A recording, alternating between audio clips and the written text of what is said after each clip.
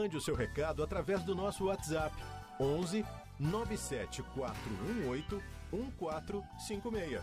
11 97418 1456. Você conhece o Projeto Antenas? Este ministério especial da RTM tem como objetivo levar a nossa programação ao maior número possível de emissoras espalhadas pelo Brasil. E nós temos um desafio para você, querido ouvinte. Ajude o projeto a avançar com uma nova antena para alcançar uma grande região na Bolívia, onde muitas pessoas não conhecem a mensagem de Jesus. Acesse doi.rtmbrasil.org.br Projeto-Antenas e contribua. RTM Brasil, para todo mundo ouvir. Esta é a Transmundial, transmitindo direto de seu centro de produções em São Paulo, Brasil. Ouça ou assista nossa programação em www.rtmbrasil.org.br. Transmundial, para todo mundo ouvir. Começa agora o programa que traz informação de uma forma leve e agradável. O Conversa Franca está no ar. Com Dora Bomilca.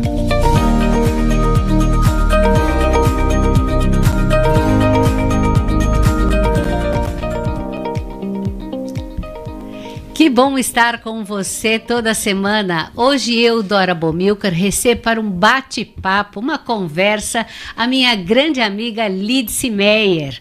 A Lídice Meyer vem falar sobre cristianismo no feminino. Que prazer tê-la aqui para um bate-papo descontraído e enriquecedor. Mas eu quero que você participe deste programa. Você pode responder a pergunta de hoje: qual a mulher da Bíblia que fala mais ao seu coração? Qual a mulher da Bíblia que fala mais ao seu coração? Você pode também fazer uma pergunta para a Lídice Meyer sobre este tema, cristianismo no feminino.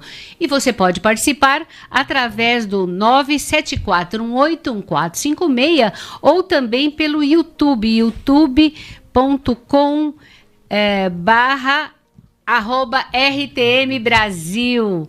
Quer participar? Responda a pergunta: qual a mulher da Bíblia que fala mais ao seu coração?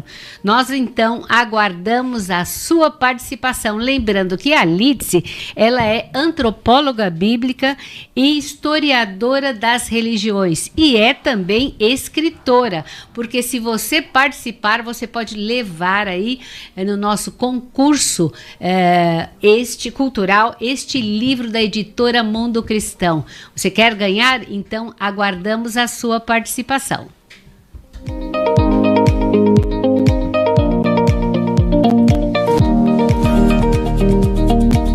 Participe do programa Conversa Franca com Dora Bomilca. Sugira temas e dê sua opinião. Envie um e-mail para ouvinte@transmundial.org.br ou pelo WhatsApp 11 9 7418 1456. Que alegria tê-la aqui. Quem é Lídice Meyer? Olá, Dora. Alegria toda minha. Muito gostoso estar de volta aqui ao Conversa Franca e dessa vez para conversar sobre um assunto que para mim é muito querido, né? Falar sobre as mulheres na Bíblia e na igreja, no cristianismo. Quem a Dora já apresentou. Eu sou professora, sou antropóloga e tenho estudado bastante a respeito desse assunto, mulheres na Bíblia, mulheres na igreja. E por isso publiquei há pouco tempo, agora alguns meses, esse livro, Cristianismo no Feminino, a presença da mulher na vida da igreja. Bom, o que te motivou a escrever este livro, Lídice? A história desse livro é muito interessante. Podemos ver claramente a mão de Deus na condução desse livro. E eu digo isto porque ele nasceu no coração de um dos editores da Mundo Cristão, que, ao ler os meus textos publicados em diversos veículos, como a Revista Ultimato, a Revista Clarim, a Revista Comunhão, o Jornal Estandarte, o Jornal Raio de Luz, e isso, dentre outros tantos artigos meus já tinham sido publicados, o editor, então, lendo esses artigos, me procurou e falou, por que não transformar isso tudo num livro que seja acessível de forma mais ampla a um público maior? E sendo assim, a ideia começou nessa junção de vários artigos já publicados, e depois esses artigos foram crescendo para se transformar em capítulos, outros capítulos foram sendo acrescidos a esse livro, as imagens também foram escolhidas com todo carinho para transformar também um livro de uma forma muito agradável também, e imagética, e aí nasceu então o cristianismo no feminino. Agora, o que você quis destacar ao usar o termo no feminino no título do livro? O feminino no título do livro diz respeito ao olhar, à visão que se tem do Novo Testamento e da história da Igreja. Por quê? Porque o Novo Testamento, a história do Novo Testamento sendo lida pelo olhar feminino. Como uma mulher entende as histórias do Novo Testamento. E como a mulher entende a presença da mulher no Novo Testamento. É uma leitura do Novo Testamento e uma leitura da história da Igreja pelo olhar feminino, pelo viés do olhar feminino. É por isso que é cristianismo no feminino. Agora, você dedica esse livro aos seus pais. Que exemplos você se lembra da vida e ministério deles? São tantos que não daria para contar só agora, né? Eu tive a bênção realmente de ser filha de pastor presbiteriano, neta de pastor presbiteriano, irmã de pastor presbiteriano, sobrinha de pastor, bisneta, tataraneta, assim por diante.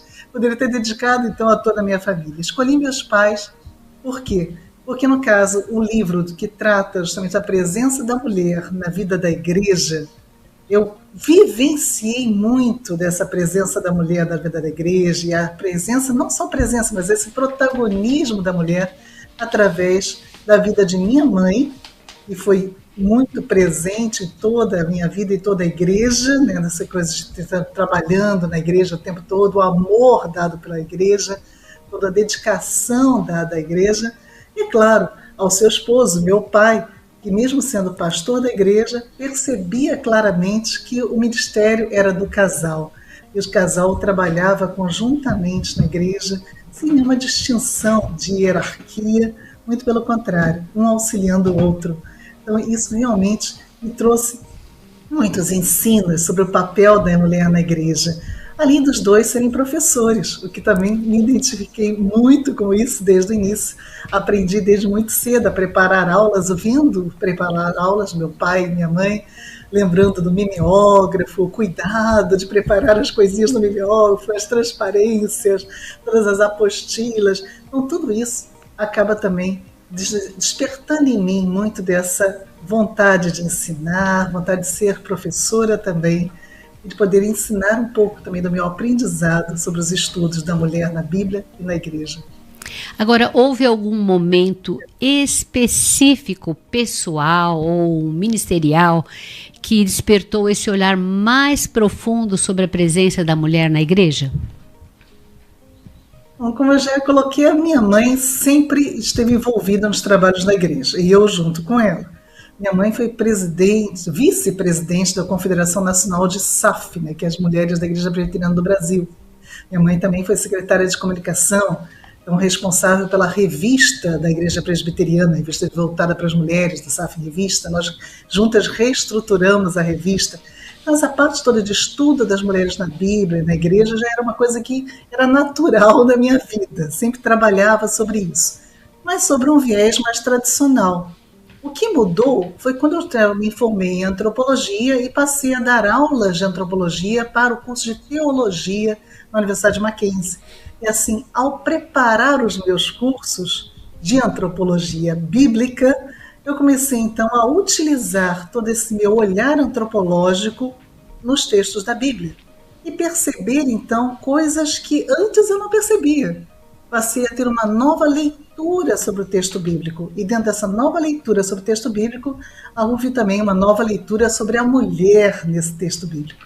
Então, acho que eu posso dizer que o marco foi o início da minha carreira como professora de antropologia dentro de um curso de teologia. Muito bem, querido ouvinte, o nosso tema hoje, cristianismo no feminino. A nossa entrevistada, Lídice Meyer, ela que é antropóloga bíblica e historiadora das religiões e também escritora. E hoje, no nosso concurso cultural, nós vamos sortear o livro da Lídice. A pergunta para você: qual a mulher da Bíblia que fala mais ao seu coração? Qual a mulher da Bíblia que fala mais ao seu coração? Você pode também fazer uma pergunta para a Lídice e dar a sua participação no 974181456 ou através do YouTube, youtube.com/RTM Brasil. E eu estou aqui com a Karina. A Karina vai nos contar como os nossos ouvintes estão participando. Olá, Karina. Boa tarde, gente, tudo bem? Tem bastante ouvinte participando. A Cleonice fez uma pergunta. Sou a Cleonice e sei que os trabalhos das mulheres na igreja é lindo, mas ainda tenho dúvidas sobre mulheres pastoras. Pode falar um pouco sobre esse assunto? Uau, que pergunta! A Marília Lira, de Manaus, falou que a mulher da Bíblia que ela mais admira é a Maria, mãe de Jesus. O Ameliano falou: oi, boa tarde, Dora. A paz do Senhor Jesus. Quem te fala é Ameliano, filho de Goiás. A mulher que me impressiona na Bíblia é a mãe de Samuel, o profeta sacerdote e juiz. Maria Medeiros, de Natal, falou que é a Noemi. E a Cleonice falou que a mulher que fala muito no coração dela é a Esther. Olha só, muito bom. As pessoas estão participando da nossa pergunta aqui: qual a mulher da Bíblia que fala mais ao seu coração? E aí, Lídice, vou colocar você na fogueira? Você vai responder essa pergunta? Claro que sim. A Cleonice merece. Muito obrigada, Cleonice, por essa pergunta. Realmente, esse é um assunto muito complicado de se trabalhar e por isso poucas pessoas conversam sobre isso. A grande verdade é essa. Porque fica como sendo uma coisa tradicionalmente aceita que pastor é um ofício masculino. O que a gente pode precisar dizer é o seguinte: o ofício de pastor só aparece uma única vez na Bíblia. E onde ele aparece junto com outros ofícios que também são executados por mulheres em toda a Bíblia. Sendo assim, seria muito estranho, primeiramente, que esse ofício fosse só masculino, sendo citado com outros ofícios que são tanto masculinos como femininos. O que acontece, na verdade? A Bíblia deixa em aberto.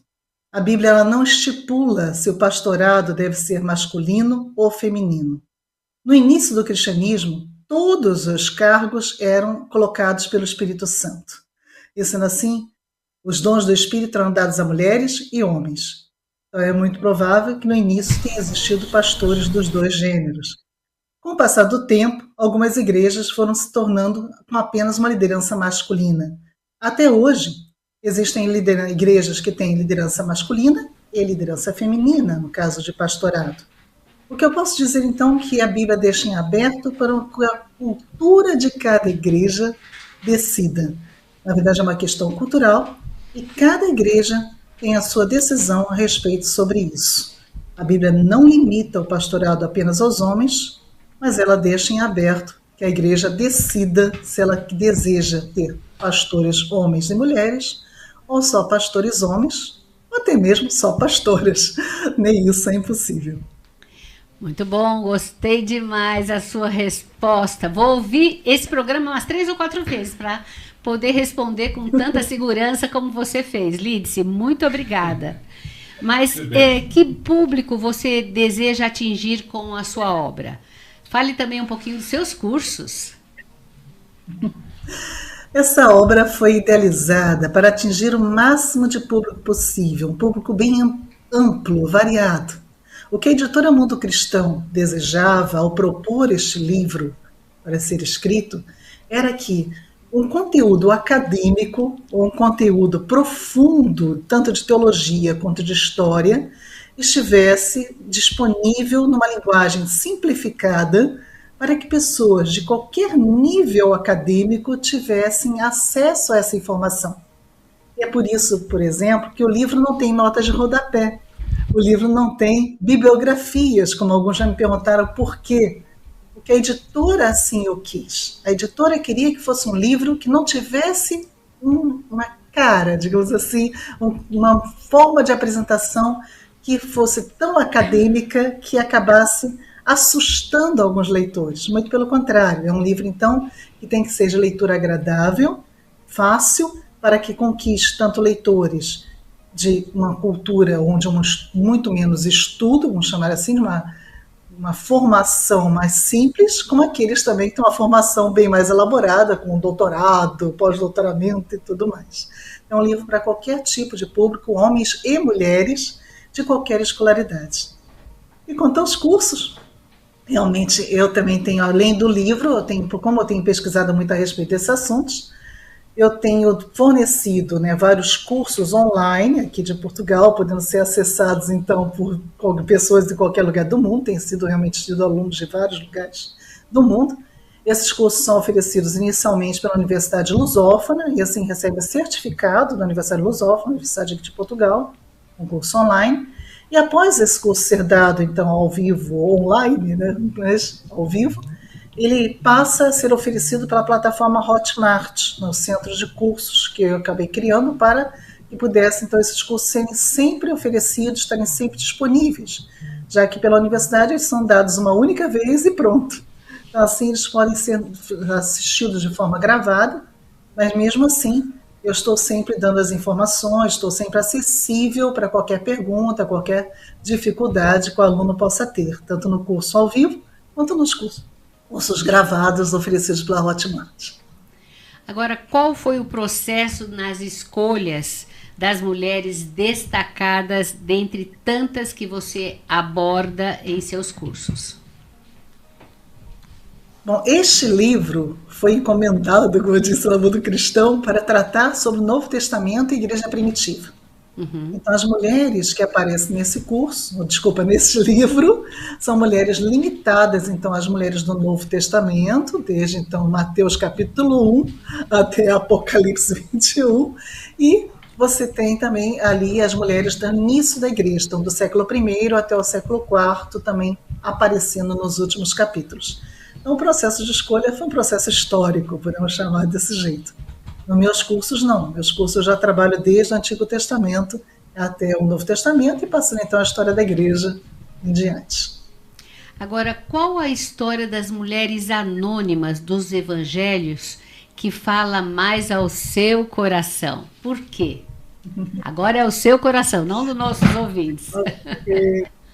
São várias que eu gosto, mas eu gostaria de citar duas, na verdade, que para mim são muito importantes. A Samaritana, uma mulher que poucos também conseguem compreendê-la muito bem, e a outra mulher também, que é a mulher sírio-fenícia, ou a cananeia, né, com quem Jesus conversa. São duas mulheres que vão conversar bastante com Jesus, cujas suas falas são reproduzidas pelos evangelistas, isso eu acho fantástico também.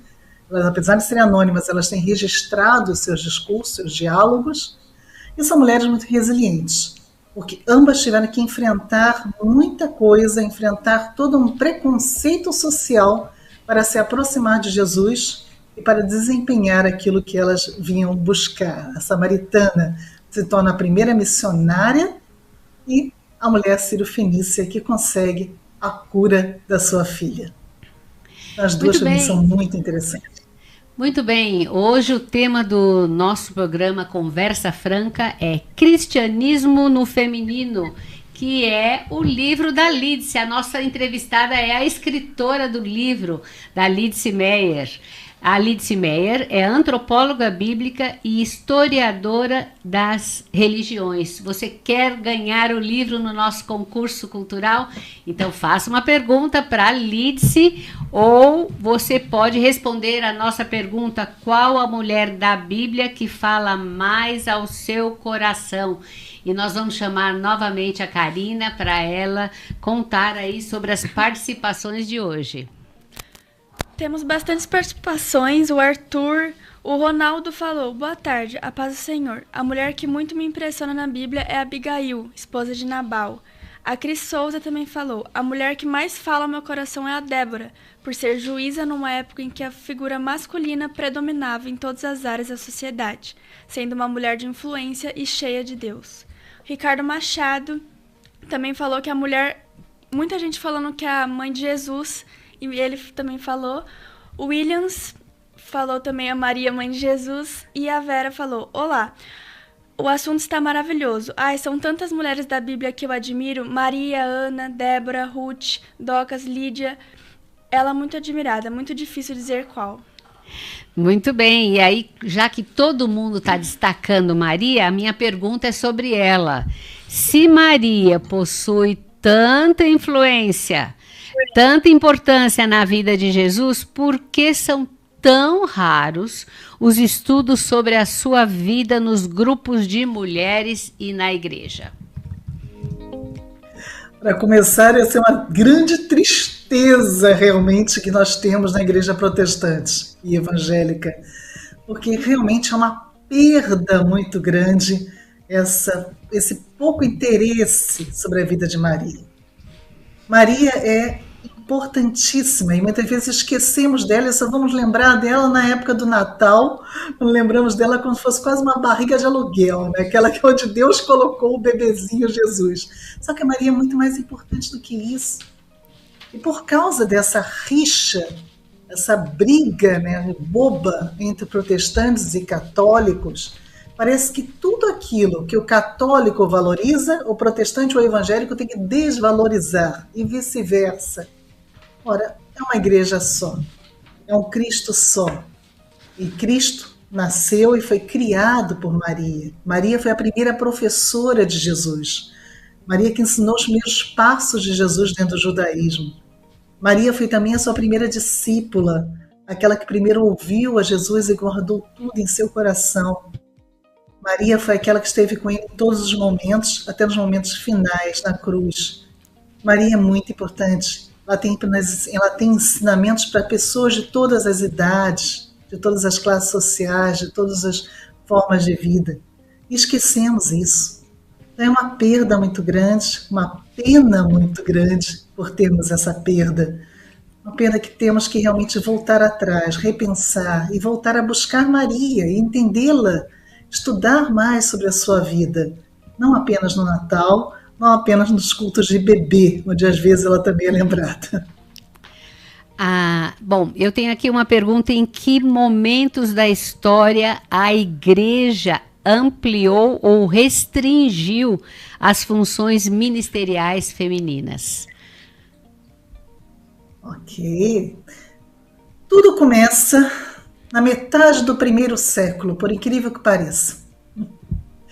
Até a metade do primeiro século, nós temos aqui as cartas de Paulo, onde as mulheres são colocadas em igualdade com os homens. Gálatas 3:28, isso é muito claro. Não existe, depois do batismo de Cristo, não existe mais diferença entre homens e mulheres, entre servos e senhores, entre gentios e judeus e assim por diante. Mas Paulo morre. Paulo é assassinado, Pedro morre, ambos morrem provavelmente no mesmo ano, e a igreja fica um pouco descabeçada. E ao mesmo tempo que a igreja fica sem os seus dois grandes líderes, Pedro e Paulo, começa também uma valorização muito grande do judaísmo dentro da igreja. A igreja passa por um período de rejudaização. E nesse período de rejudaização, a igreja começa a separar um pouquinho já os cargos masculinos e femininos, como aconteciam também nas sinagogas, como aconteciam no templo, até mesmo separando fisicamente homens e mulheres. E isso vai piorar quando a igreja se junta ao Estado romano, porque aí a igreja então vai se configurar como o Senado romano. De que forma? De uma forma hierárquica, piramidal, como o Senado romano também era, e exclusivamente masculina. Então isso vai de uma progressão, vamos chamar assim, a partir da segunda metade do primeiro século, depois de mais ou menos 66 a 69, quando deve ter acontecido a morte de Paulo e Pedro, em diante, Isso se acirra um pouquinho no ano 90, volta no ano 90, ali quando acontece essa rejudaização da igreja, e vai crescendo, até que a igreja, ao se juntar com o Estado romano, se tornar a Igreja Católica Romana, isso torna-se então uma hierarquia masculina e piramidal. É um processo. E mesmo assim, durante todo esse processo, algumas igrejas mantinham lideranças masculinas e femininas, e outras igrejas passavam a ser só masculinas. Quando a igreja deixa de ser reunida nos lares, nas casas, e passa também a se reunir em locais públicos, isso também favorece que a liderança se torne particularmente masculina. Então, todos esses aspectos vão acontecendo na história da igreja, até que chegamos a um período do século IV, onde a maioria das igrejas que tinham liderança feminina são chamadas de hereges e começam a ser perseguidas pelaquela igreja que é chamada de ortodoxa ou católica romana nesse período. Você poderia deixar suas redes sociais para que os nossos ouvintes possam acompanhar o seu trabalho? Claro que sim, tenho todo o prazer de responder perguntas também por essas redes sociais. Qualquer pessoa pode me encontrar sempre pelo meu nome, Lidice Meyer. É um nome difícil, eu sei, mas soletrando Lidicemeyer. Você vai encontrar tanto no YouTube, quanto no Instagram, quanto no Facebook, como também vai encontrar no meu site, como lidicemeyer.pro. Lá no meu site também tem link para todas essas outras redes sociais, e também vai encontrar então ali palestras, aulas abertas, vai também encontrar os anúncios dos cursos, como também livros para fazer download e artigos para fazer download também, e várias entrevistas, como até esta que estamos tendo agora, que depois também vai estar lá indicada. Muito bem, Lidice, foi tão bom que você pudesse estar aqui no programa Conversa Franca, e você vai voltar, porque ficou um monte de pergunta aqui, e eu tenho certeza que são perguntas também dos nossos ouvintes. Você poderia resumir o nosso bate-papo, talvez numa frase para os nossos ouvintes de casa?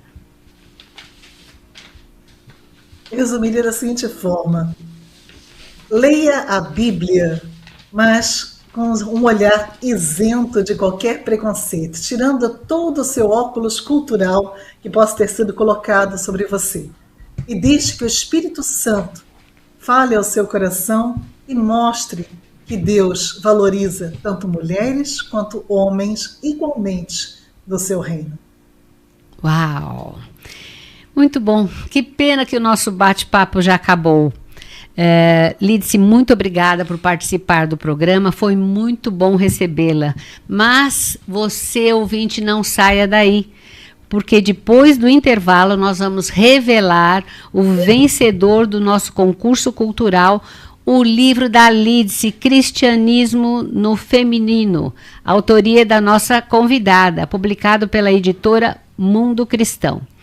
E para você acompanhar o Conversa Franca pelo YouTube, acompanhe a programação pelo site agora, RTM, ou pelo aplicativo para saber quem vai levar este fabuloso livro. Aproveite e acompanhe a RTM 24 horas. Bom, eu, Dora Bomilcar, te espero na próxima semana para mais um Conversa Franca. A produção deste programa contou com a participação da Michele Gomes e da Karina, que hoje esteve aqui no nosso programa. Na mesa de som, o Ricardo Santos, e no corte de câmeras, o Luan Teixeira. E nós ficamos por aqui. Até o próximo Conversa Franca.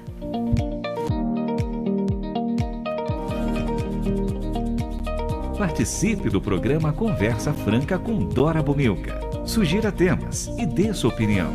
Envie um e-mail para ouvinte@transmundial.org.br ou pelo WhatsApp 11 9 74 18 14 56.